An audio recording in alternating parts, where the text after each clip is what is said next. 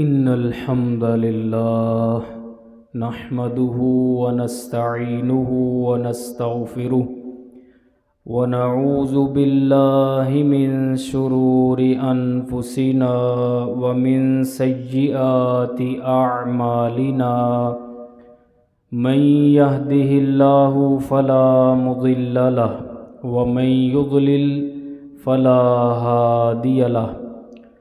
وأشهد أن لا إله إلا الله وحده لا شريك له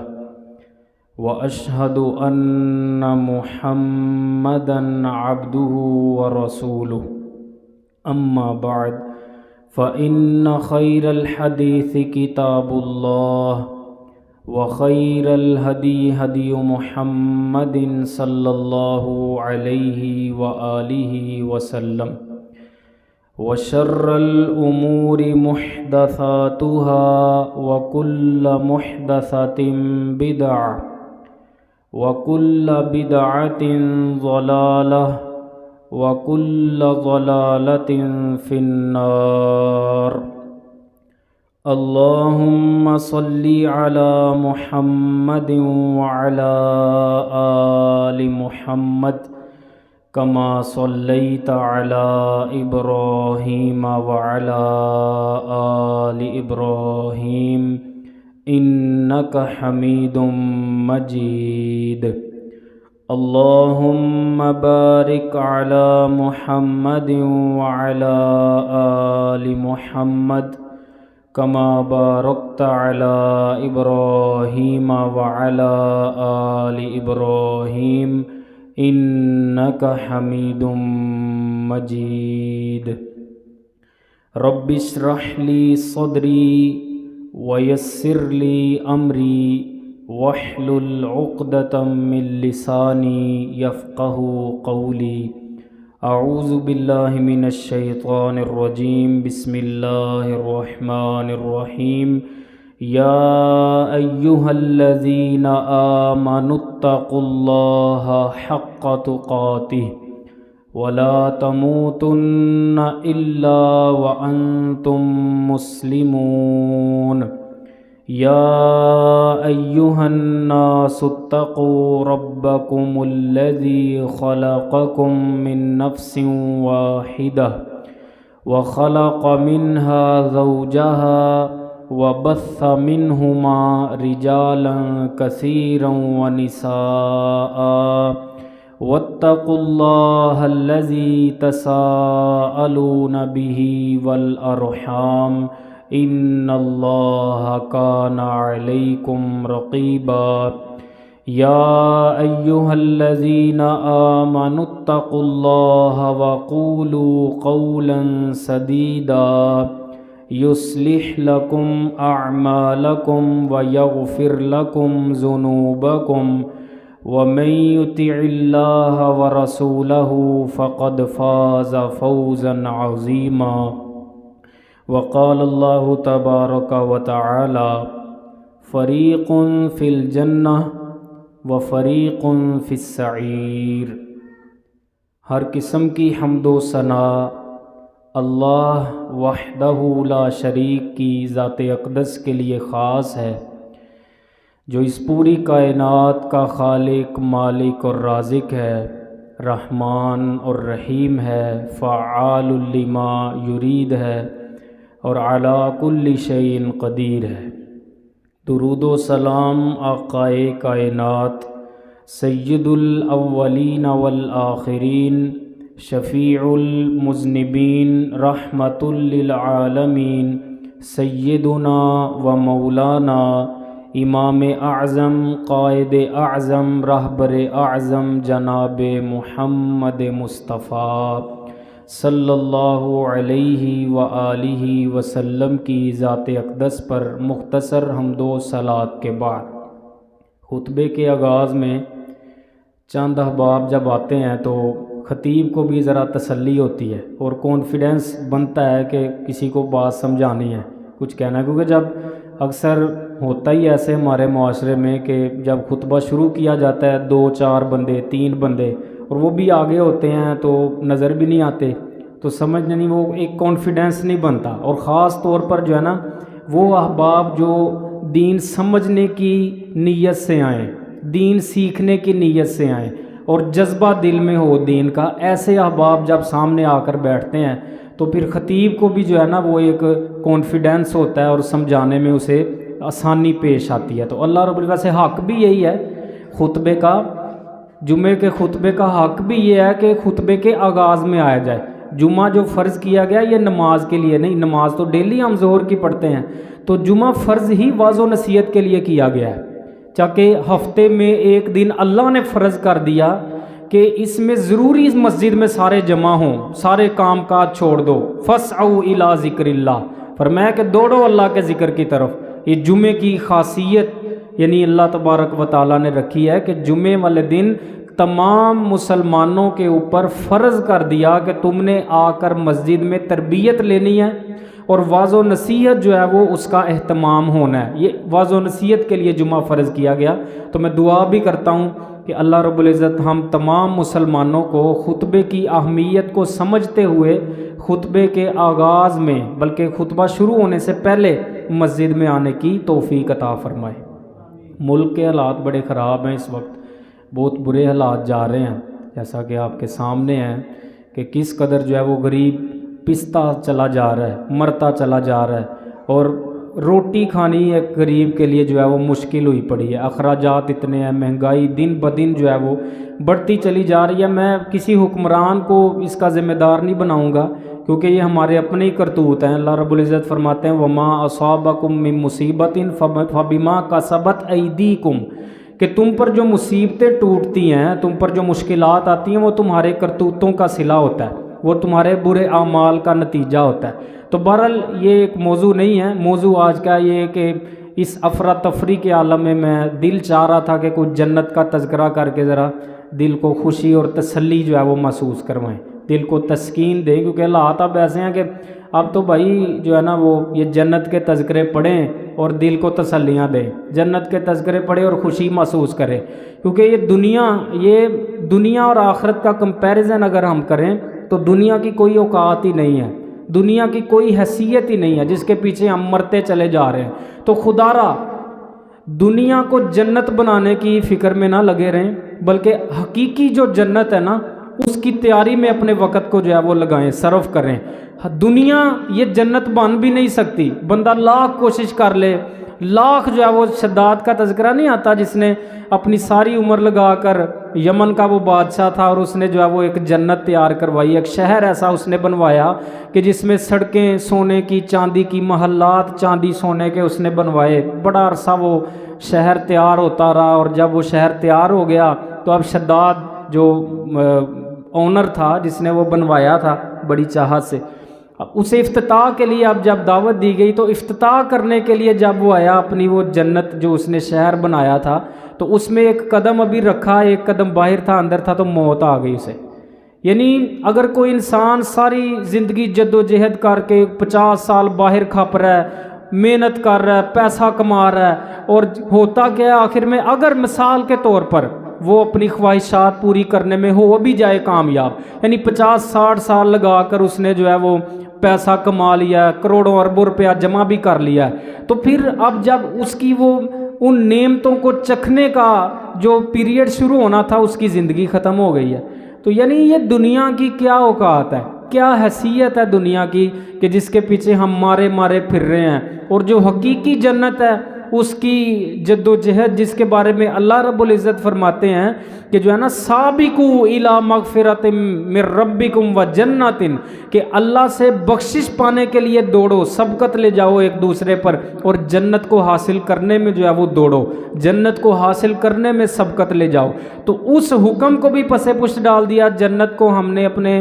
تصور سے ہی نکال دیا ہوا ہے. اور یہ جو دنیا ہمیں نظر آ رہی ہے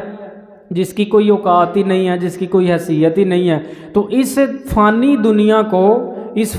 دنیا کو جنت بنانے کے چکروں میں ہم مارے مارے پھر رہے ہیں اور زندگیاں تباہ کر رہے ہیں، وقت تباہ کر رہے ہیں، اور شیطان نے ہمیں جو ہے وہ دھوکے اور جو ہے وہ اس فریب میں مبتلا کیا ہوا ہے، دنیا کی رنگینیوں کو پورا کرنے میں، دنیا کی خواہشات کو پورا کرنے میں، اور خواہشات پوری بھی نہیں ہوتی، ایک پوری کرتے ہیں دوسری جاگ اٹھتی ہے، وہ پوری کرتے ہیں تیسری جاگ اٹھتی ہے، ایک خواہش کے اندر بندے کا جو ہے وہ سٹیمنا بڑھتا چلا جاتا ہے کہ اس کو مزید میں جو ہے وہ بڑھاؤں، مزید زیادہ کروں، مزید اپ ڈیٹ کروں۔ ایک چیز بندہ لیتا ہے موبائل 15,000 والا، پھر دل کرتا ہے 18 والا لوں، پھر دل کرتا ہے 35 والا لوں، پھر دل کرتا ہے 70 والا لوں، پھر کہتا ہے نہیں جی اب ایپل ہی لوں 2.5 لاکھ 3-4 لاکھ والا۔ یعنی یہ دنیا کی کبھی خواہشات پوری نہیں ہوتی، دنیا کے چکروں میں ہم جو ہے نا وہ اپنی حقیقی زندگی جو ایک مومن کی بنیادی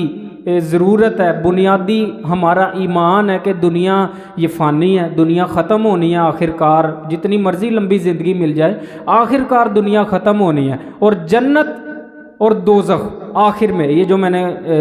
آیت پڑھی ہے خطبے کے اندر، فریقن فی الجنہ و فریقن فی السعیر، اللہ نے کہا کہ آخرت میں دو ہی گروہ ہیں، یا جنتی ہے یا دوزخی ہے، ایک گروہ جنتی ہے ایک گروہ دوزخی۔ دنیا میں بڑے فرقے اور جماعتیں ہیں، بڑے تنظیمیں ہیں، لیکن آخرت کے اعتبار سے اگر ہم انسانیت کو ڈیوائیڈ کریں تو صرف دو حصوں میں ہم ڈیوائیڈ کر سکتے ہیں، یا تو بندہ جنتی ہے یا بندہ کیا ہے، دوزخی ہے۔ تو اس لیے ہم نے جو ہے نا وہ کوشش کرنی ہے کہ ہم ان دنیا کی رنگینیوں سے نکلیں، کیونکہ حالات تو آپ کے سامنے ہیں، یہ اس لیے کیونکہ جب حالات ایسے ہوتے ہیں نا پھر بات زیادہ دماغ میں بیٹھتی ہے، زیادہ سمجھ آتی ہے کہ دنیا کی کیا اوقات ہے، ادھر ہم ویسے بھی مر رہے ہیں، ویسے بھی جو ہم ادھر ذلت کی زندگی گزار رہے ہیں، ٹینشنیں، مصیبتیں، پریشانیاں، اور کام پورے نہیں ہوتے، روٹی پوری نہیں ہو رہی، کبھی آٹا نہیں مل رہا، کبھی اس کا بحران آ گیا، کبھی اس کا بحران آ گیا، کبھی فلاں حکمران مصیبت بن کے آ گیا، کبھی فلاں حکمران مصیبت بن کے آ گیا، کبھی فلاں حکمران مصیبت بن کے آ گیا، اس نے یہ کر دیا، اس نے وہ کر دیا، اس نے وہ کر دیا، عوام بیچاری کدھر جائے، عوام کا سہارا کیا ہے؟ تو اس لیے دنیا میں کوئی سہارے نہیں ہے، یاد رکھیے گا، دنیا میں صرف آپ دعائیں ضرور کریں کہ ہم انشاءاللہ خطبے کے آخر میں کریں گے بھی کہ یہ ہمارے ملک اس وقت بڑی بری حالات میں ہے، اور اس کنڈیشن میں سمجھتا ہوں دعا کرنا بھی ہمارا فرض بنتا ہے۔ دعا ضرور کریں کہ اللہ رب العزت ملک کے حالات ٹھیک فرمائے، شریروں کے شر سے اسے محفوظ فرمائے، اور ایک اچھا نیک صالح اللہ تعالی ہمیں حکمران جو ہے وہ نصیب فرمائے۔ تو یہ دعائیں ضرور کریں، لیکن کبھی بھی یہ نہ سوچیں کہ یہ دنیا جنت بن جائے گی، جیسا مرضی حکمران آ جائے، اس دنیا میں مصیبتیں نبیوں نے بھی کاٹی ہیں، اس دنیا میں بڑے بڑے اللہ کے نیک بندے جو ہمیشہ عبادتوں میں مصروف رہے، جو اللہ کی نافرمانیوں سے بچتے تھے، انہوں نے بھی مصیبتیں کاٹی ہیں، انہوں نے بھی پریشانیاں کاٹی، تو دنیا جنت نہیں بن سکتی، دنیا جنت نہیں بن سکتی۔ اس لیے حقیقی جو جنت ہے نا اس کا تذکرہ کریں، اس کا تذکرہ سنیں، اور اس جنت جو حقیقی جنت ہے اس کو پانے کی جد و جہد میں لگے رہیں، اس کے لیے محنت کریں، اس کے لیے اپنے آپ کو کھپائیں، یہ جوانیاں اس جنت کو حاصل کرنے میں جو ہے وہ کھپائیں۔ یہ جو اللہ تعالیٰ نے صحت تندرستی دی ہے، اس کے ذریعے سے محنت کر کے نیک اعمال کر کے جنت کی جو ہے وہ حصول کے لیے اپنے آپ کو جو ہے وہ لگائیں، اور اگر اللہ نے مال دیا ہے مال بھی صدقہ و خیرات کر کے اللہ کے راستے میں زیادہ سے زیادہ اس جنت، یعنی ہر چیز کے پیچھے منزل اور مقصد ایک مومن بندے کا صرف جنت ہونی چاہیے۔ یعنی بندے کے ذہن میں ہر وقت یہ تصور ہونا چاہیے کہ اگرچہ میرے پاس مال ہے، یہ مال ادھر ہی رہ جانا ہے، یہ مال ختم ہو جانا ہے، یہ مال پچھلوں نے بانٹ لینا ہے، میں نے آگے جو لے کر جانا ہے وہ اپنے ہاتھ سے جو میں اللہ کے راستے میں دے کر جاؤں گا، جو میں اپنے ہاتھ سے اللہ کی راہ میں لگا کر جاؤں گا، دوسروں کا سہارا بن کر جاؤں گا، غریبوں کا سہارا بن کر جاؤں گا، ہمسایوں کا سہارا بن کر جاؤں گا، دکھیوں کے دکھ دور کرنے میں اپنے مال کو لگاؤں گا، اور جو اللہ تعالیٰ نے آپ کو صلاحیتیں دی ہیں دوسروں کے لیے فائدہ مند بنیں، دوسروں کے کام آئیں، اور ان صلاحیتوں کو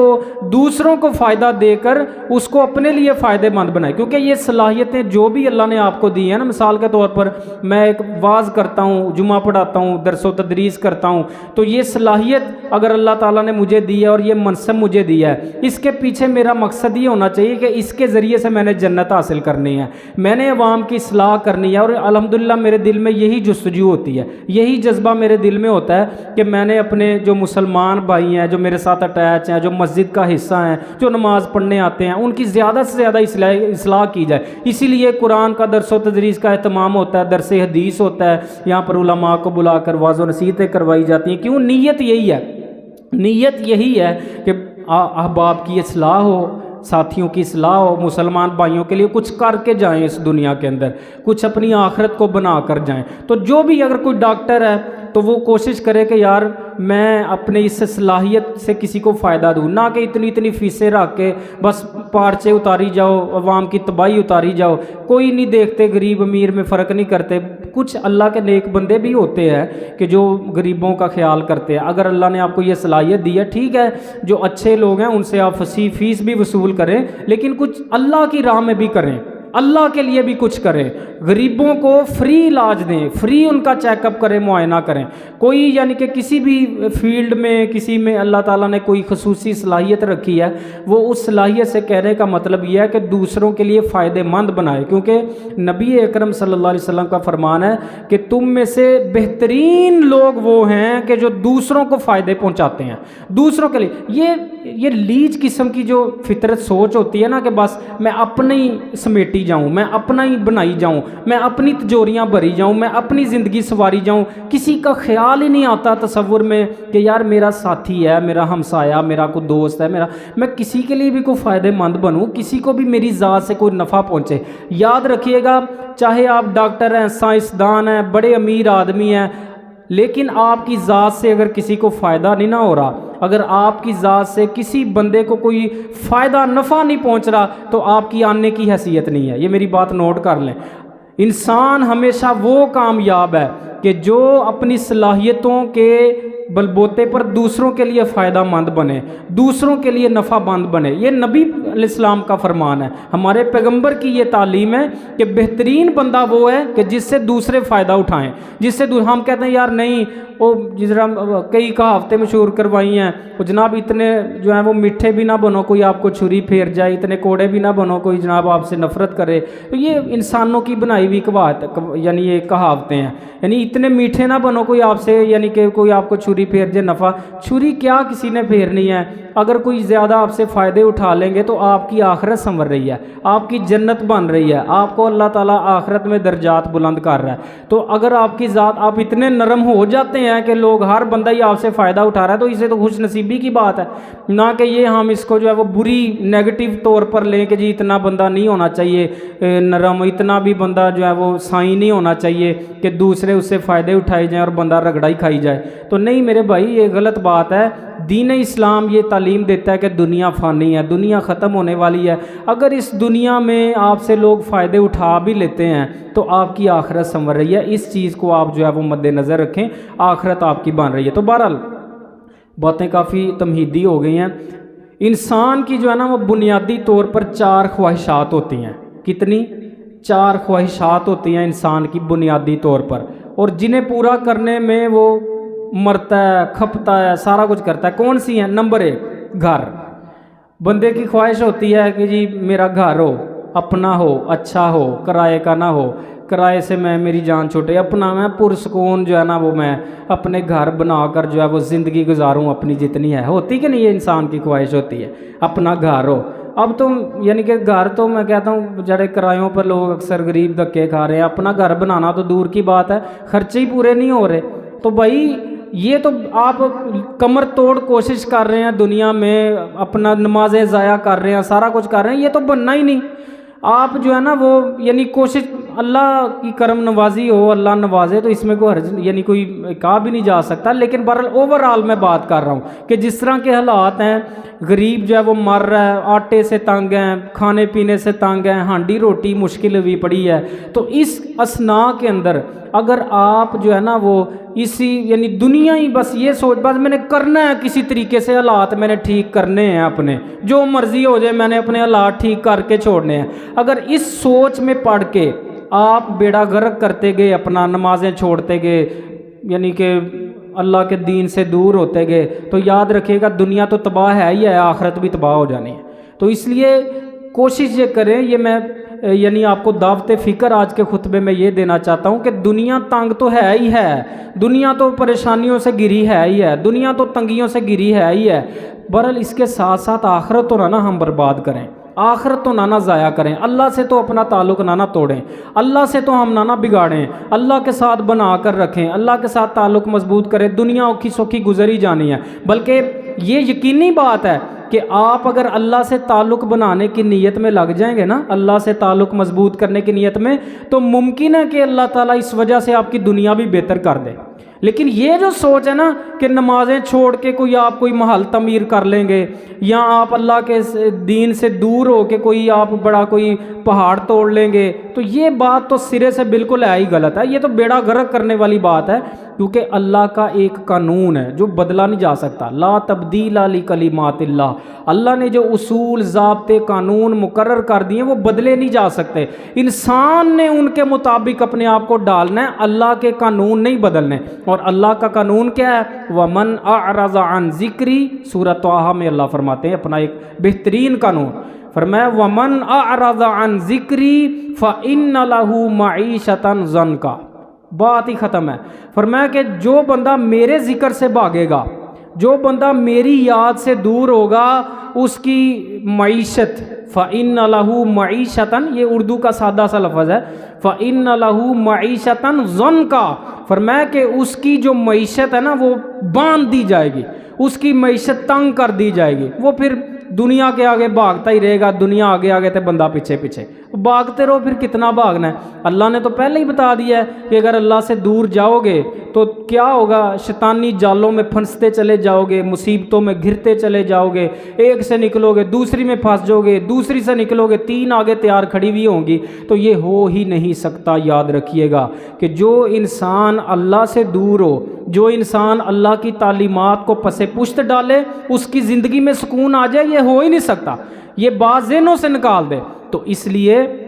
کوشش یہ کرنی ہے کہ دنیا تو تنگ ہے ہی ہے، ہم اللہ سے نہ تعلق توڑیں، اللہ سے ہم دور نہ ہوں، اللہ کی یاد سے دور نہ ہوں، اللہ کے تعلیمات جو اللہ نے اپنے نبیوں کے ذریعے سے ہم تک پہنچائی ہیں، نبیوں نے مارے ہمارے لیے کھائی ہیں، نبیوں نے پتھر، ہمارے پیارے نبی نے پتھر ہمارے لیے کھائے ہیں، راتوں کو روتے رہے ہیں ہمارے لیے امت کر کے، تو امت کیا کر رہی ہے؟ اسی نبی کو جس نے ہمارے لیے پتھر کھائے ہیں، جو ہمارے لیے راتوں کو روتا رہا ہے، تو ہم اسی نبی کی تعلیمات کو جو ہے وہ نا اس کا کلا کما کر رہے ہیں، اس کا جو ہے نا وہ ہم اسے پس پشت ڈال رہے ہیں، اپنی خواہشات کے پیچھے مگن ہے، بس جو دل چاہتا ہے وہ ہونا چاہیے، وہ غلط ہے صحیح ہے کوئی پرواہ نہیں، ہونا چاہیے جو بس دل چاہتا ہے، خواہش پوری ہونی چاہیے، جو میرا دل کہتا ہے وہ میں نے کر کے چھوڑنا ہے۔ یہ ان چکروں میں ہم پڑھیں، یہ ایک مومن کا شیوا نہیں ہوتا۔ مومن کا شیوا کیا ہے؟ قرآن مجید میں اللہ رب العزت بیان فرماتے ہیں کہ مومن وہ ہیں کہ جب ان کے سامنے اللہ رسول کی بات آتی ہے، انہیں اللہ رسول کی طرف دعوت دی جاتی ہے، اذا دعوا الی اللہ، جب انہیں اللہ کی طرف بلایا جاتا ہے، ورسولی، اور اس کے رسول کی طرف بلایا جاتا ہے، ان یقولوا سمعنا واطعنا، وہ کہتے ہیں کہ ہمارے کانوں میں پڑ گئی ہے اللہ کی بات، رسول کی بات، ہم نے اطاعت اختیار کر لی ہے۔ یعنی مومنوں کا شیوا یہ ہے کہ وہ اللہ رسول کی اطاعت میں زندگی گزارتے ہیں۔ لیکن اس کے برعکس جو منافق قسم کے لوگ ہیں، جو دنیا دار ہیں، جن کے دلوں میں ایمانی غیرت نہیں ہے، وہ کیا کرتے ہیں؟ وہ اپنی خواہشات کی تکمیل میں لگے رہتے ہیں۔ تو اس لیے محترم بھائیوں، یہ دنیا جو ہے نا یہ تو تنگ ہے ہی ہے، آخرت نہ برباد کرے۔ بہرحال بات ہو رہی تھی کہ 4 بنیادی خواہشیں ہوتی ہیں انسان کی، کتنی؟ 4۔ ایک ان میں نے بتایا گھر، بندے کی خواہش ہوتی گھر میرا اپنا ہو، اچھا گھر ہو، میری رہائش اچھی ہو۔ دوسری خواہش بندے کی ہوتی کھانا پینا، اور وہ ہر بندہ یہ چاہتا ہے، یہ ایسی ہیں جو یعنی ایک ایکول، یعنی سب میں پائی جاتی ہیں، کوئی بندہ اس سے مستثنا نہیں ہے۔ ہر بندے کی خواہش ہے میرا گھر ہو، میرا اپنا گھر ہو، کھلا ہو، اچھا ہو، رہائش میری اچھی ہو تاکہ میں زندگی اچھی گزاروں۔ دوسری ہر بندے کی خواہش ہے میرا کھانا پینا اچھا ہو، میرا جو دل کرے میں کھا سکوں، آج صبح بریڈ ڈنڈا کھانے کو دل کیا میں وہ کھاؤں، دوپہر کو جناب چکن پکانے کو، ویسے چکن تو اب میں کہتا ہوں यानी भूलते जाएं जो माड़े बंदे हैं, यानी गोश्त और ये तो आगे आएगा इंशाल्लाह। ये मैंने इसीलिए कहा ना कि आप सिर्फ जन्नत के तज़किरे याद करके ना दिल को तसल्लियाँ दें, दिल को खुशियाँ महसूस करवाएं, बस एक ख्याली खुशियाँ महसूस करवाएं दिल को, जो है ना वो यानी ख्याली खुशियाँ जन्नत के तज़किरे सुन के। तो इसीलिए आज का ये खुतबा रखा है। तो दूसरा बंदे की ख्वाहिश बुनियादी होती क्या, खाना पीना मेरा अच्छा हो, जो मेरा दिल करे मैं खाऊं। तीसरे नंबर पर बंदे की ख्वाहिश होती है मुझे एक अच्छी बीवी मिले, और औरत की ख्वाहिश होती है एक अच्छा खामद मिले। और इसी तरह चौथी, यानी ये 3 ख्वाहिशें बुनियादी हैं, घर, खाना पीना, बीवी, और बीवी के लिए शोहर। और चौथे नंबर पर सबसे बड़ी और बुनियादी, अगर किसी इंसान को ये तीनों चीज़ें मिल जाती हैं, यानी उसे अच्छा घर भी मिल गया, उसे खाना पीना भी मिल गया, उसे जनाब बीवी भी मिल गई, अब चौथी उसकी क्या बड़ी ख्वाहिश होगी, उसकी चौथी ख्वाहिश ये होती है कि अब ये ऐसे ही निज़ाम चले, हमेशा ऐसे ही रहे, कभी ये ना हो कि ज़वाल आ जाए और मैं जो ना ऊपर से नीचे गिर जाऊं। ये जो निज़ाम एक बन गया ना, खुले घर में रह रहा हूँ, बीवी अल्लाह ने दी हुई है, औलाद दी है, गाड़ी मिली, गाड़ी नीचे है, आ जा रहा हूँ, खा पी रहा हूँ, अच्छा सारे निज़ाम चल रहे हैं। और फिर क्या ज़हन होता है कि अब ये ऐसे ही चले, अब ये ऐसे ही निज़ाम चले, ये नेमतें मुझसे अब छीन ना जाएं, ज़वाल ना आए मुझ पर। और ये हो ही नहीं सकता, ये हो ही नहीं सकता कि बंदा जो है ना वो, बाज़ औक़ात ऐसा होता है कि ये तीनों चीज़ें मिल जाती हैं, माल भी मिल गया खुला, घर भी मिल गया, गाड़ी बंगला भी मिल गया, बीवी भी मिल गई, खाना पीना भी बेहतरीन है, लेकिन क्या होता है फिर भी टेंशनें, फिर भी मुसीबतें, फिर भी परेशानियां। सब कुछ होने के बावजूद दिली सुकून नहीं है, सब कुछ होने के बावजूद जो है वो ज़हनी टेंशन नहीं जाती। तो ये दुनिया है, इसी का नाम दुनिया है। अगर आप कहें ना कि इन तीनों चीज़ों के साथ ये जो सबसे बड़ी नेमत है ना, कि बंदे को ये तीनों चीज़ें मिली हों और उसके बाद कोई टेंशन ना हो, कोई बंदे के ऊपर ज़वाल ना आए, तो ये जो है ना ये सिर्फ़ और सिर्फ जन्नत में पूरी हो सकती है। ये दुनिया में नहीं पूरी हो सकती कि आप हमेशा इस दुनिया में रहें, मौत भी ना आए। या आप जिस तरह मैंने शद्दाद का वाक़या आपको बताया कि वो शहर भी पूरा तमील करवा लिया, जन्नत बना ली उसने, लेकिन अपनी बनाई हुई जन्नत देखनी नसीब नहीं हुई। एक कदम अंदर एक बार मौत आ गई है, तो क्या करेंगे, इस दुनिया की कोई वैल्यू नहीं है, कोई औकात, कोई हैसियत नहीं है। इसलिए ये चारों चीज़ें जन्नत में इंसान को मिलेंगी पूरी। अल्लाह रब्बुल इज़्ज़त फरमाते हैं सूरह बकरा के अंदर, ए नबी खुशखबरी दे दीजिए उन लोगों को जो ईमान लाए और उन्होंने नेक आमाल किए कि उनके लिए ऐसे जन्नत के बागात हैं जिनके नीचे से नहरें चल रही हैं, रिहाइश हो गई। कुल्लमा रुज़िकू मिनहा मिन समरतिर रिज़्क़ा, फरमाया जब भी उन्हें फलों का रिज़्क दिया जाएगा, क़ालू हाज़ल्लज़ी रुज़िक़ना मिन क़ब्ल, तो वो कहेंगे कि ये तो वही है जो इससे पहले भी हमें दुनिया में भी मिला करता था। वअतू बिही मुतशाबिहा, हालांकि उन्हें मिलता जुलता, यानी वो शक्ल व सूरत में कुछ मुशाबिहत होगी, लेकिन उसके जायके, उसकी तासीर, उसकी लज्जत, उसकी मिठास, उसका तो तसव्वुर ही नहीं किया जा सकता। तो वो सिर्फ थोड़े बहुत मुशाबे होंगे। वलहुम फ़ीहा, तो ये खाना भी हो गया और रिहाइश भी हो गई जन्नत की। वलहुम फ़ीहा अज़वाजुम मुतहरा, और उनके लिए जन्नत में पाक बीवियाँ हैं, उनके लिए जन्नत में पाक बीवियाँ। और ये अज़वाज ज़ौज की जमा है, याद रखें। बाद औरतें पूछ रही होती हैं कि मर्दों के लिए बयान किया जाता है हूरें हैं, मर्दों के लिए बयान किया जाता है नेक बीवियाँ, पाकीज़ा बीवियाँ, औरतों के लिए क्या है? तो ये याद रखें कि अरबी के अंदर ज़ौज का जो लफ्ज़ है ये खामद के हक़ में बीवी के लिए बोला जाता है और बीवी के हक़ में खामद के लिए बोला जाता है। तो मर्द के लिए जन्नत में पाक बीवियाँ हैं और बीवी औरतों के लिए जन्नत में पाक मर्द हैं, यानी हर किस्म की, यानी अखलाक रज़ीला से, बुरे अखलाक से, हर किस्म की नहूस्तों से, हर किस्म की जो है वो टेंशनों से पाक मर्द। और चौथी जो बड़ी अल्लाह ताला ने बात की जो गुजरी है, वहुम फ़ीहा खालिदून, वो हमेशा उस जन्नत में रहेंगे। यानी ये बड़ी चीज़ है कि तीनों चीज़ें मिलने के साथ साथ हमेशगी मिले, वो फिर ज़वाल नहीं आएगा, फिर कभी ज़वाल का कोई ख़दशा और अंदेशा ही नहीं है। उसके बाद जन्नत में जन्नतियों की पुकार अल्हम्दुलिल्लाह, सुबहान अल्लाह और अल्हम्दुलिल्लाहि रब्बिल आलमीन, उनका तोहफ़ा आपस में सलाम सलाम होगा। सूरह यूनुस में अल्लाह फरमाते हैं कि जन्नतियों की पुकार क्या होगी? सुबहान अल्लाह, उनका आपस में एक दूसरे को देने वाला तोहफ़ा होगा सलाम, और उनकी आखिरी बात जो होगी वो अल्हम्दुलिल्लाहि रब्बिल आलमीन होगी। यानी जब भी वो कलाम ख़त्म करेंगे, बातें ख़त्म करेंगे, तो आखिर में खुद ब खुद जो है ना वो अल्हम्दुलिल्लाहि रब्बिल आलमीन वो कहेंगे। इसी तरह जन्नत में जब दाखिला होगा تو سلوٹ مارا جائے گا. جو اس دنیا میں غریب کو تو یعنی کوئی پوچھتا ہی نہیں ہے نا, وہ رشتہ دار بھی منہ موڑ جاتے ہیں کوئی ماڑا بندہ ہو تو. لیکن جنت میں جو یہاں پر جو ہے نا وہ پروٹوکول حکمرانوں کو ملتا ہے, عمران خان صاحب کو ملتا ہے, نواز شریف صاحب کو ملتا ہے, یا دیگر جو بڑے بڑے اس دنیا کے لوگ ہیں, پروٹوکول ملتا ہے نا مال کی وجہ سے, ایک یعنی ایک عہدے کی وجہ سے. تو یہ پروٹوکول تو کچھ بھی نہیں ہے. جنت میں جانے والے ہر جنتی کو پروٹوکول ملنا ہے. ہر جنتی کو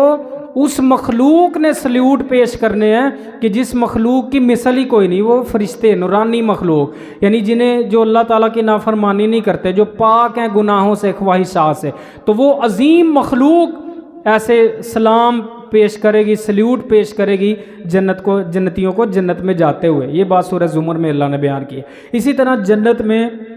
جانے کے بعد تمام اختلافات ختم ہو جائیں گے, بغض ختم ہو جائیں گے, نفرتیں قدورتیں ختم ہو جائیں گی جو کہ دنیا میں نہیں ہوتی. آپ چاہ بھی لیتے ہیں بعض اوقات, بڑی قربانیاں بھی دے دیتے ہیں, او یار چلو میں ہی سلنڈر کر دیتا ہوں, میری غلطی ہے رشتے جوڑنے کے لیے. لیکن پھر بھی اعتراضات اٹھتے رہتے ہیں, پھر بھی جو ہے نا وہ ایک دوسرے پر اعتراضات ہوتے ہی رہتے ہیں. یہ دنیا کی نفرتیں کبھی ختم نہیں ہوتی, دنیا کی عداوتیں پیدا ہوتی رہتی ہیں, ایک سے ایک بغض جنم لیتا رہتا ہے. تو یہ دنیا ہے. لیکن اس کے برعکس جنت اگر دیکھیں تو اللہ فرماتے ہیں سورہ ہجر کے اندر کہ جنتیوں کے دلوں کی ایسی صفائی کریں گے ہم کہ جنت میں داخلے سے پہلے ان کے دل ایسے صاف کر دیں گے. اللہ فرماتے ہیں سورہ ہجر میں کہ وہ بھائی بھائی بن کر بغیر بغض کینے کے جنت میں داخل ہوں گے. یعنی جنت میں بھائی بھائی بن کر رہیں گے, کوئی بغض کینہ نفرتیں قدورتیں نہیں ہوں گی. اسی طرح کوئی اختلاف نہیں ہوگا آپس میں, کسی قسم کی ذہنی خلشیں, ذہنی جو ہے وہ قدورتیں کسی قسم کی نہیں ہوں گی. انشاءاللہ یہیں سے بات انشاءاللہ کریں گے. اللہ رب العزت جو کہا سنا قبول فرمائے اور ہمیں اس دنیا کی محبتوں سے جان چھڑا کر, اس دنیا کی رنگینیوں سے جان چھڑا کر آخرت کی طرف اور حقیقی جنت کی طرف محنت کرنے کی, جنت کو پانے کی, اس کے لیے محنت کرنے کی اللہ ہمیں توفیق عطا فرمائے. وآخر دعوایا ان الحمد للہ رب العالمین.